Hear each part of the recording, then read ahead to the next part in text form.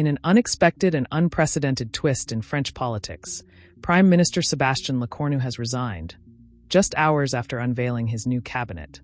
In this video, we explain why this sudden resignation is being seen as a deepening of France's political crisis, what led to Lecornu's downfall, and what it means for President Emmanuel Macron's fragile government.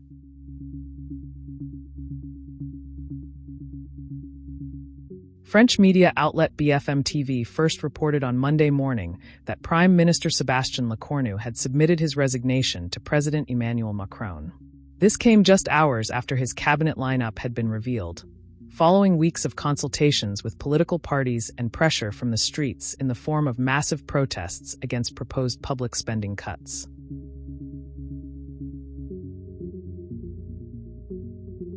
According to the Élysée Palace, an initial list of 18 ministers was announced on Sunday evening by Secretary General Emmanuel Moulin.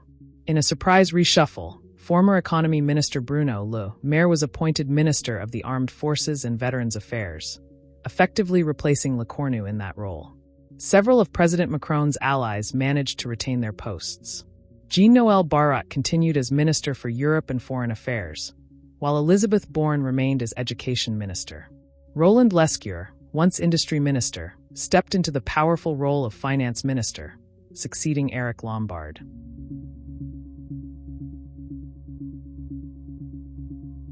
But the new cabinet lineup triggered backlash across the spectrum. On the right, Bruno Retailleau had warned that cooperation from Les Républicains was not guaranteed. Despite this, several of their ministers stayed on, including Retailleau himself as Interior Minister and Gérald Darmanin as Justice Minister. Meanwhile, former Sarkozy-era Minister Eric Woerth was handed the Overseas Territories portfolio after François Rebsamen declined to serve, citing his progressive convictions.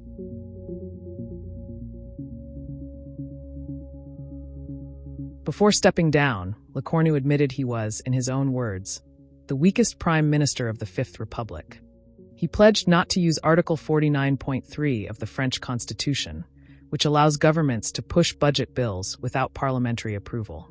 He said, quote, "In a parliament that works, you cannot force your way through or coerce your opposition."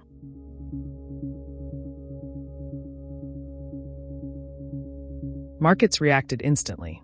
French stocks dropped sharply, and the euro weakened on news of Lecornu's resignation. His exit marked yet another chapter in the instability that has gripped France since President Macron's re-election in 2022, with no single group commanding a majority in parliament.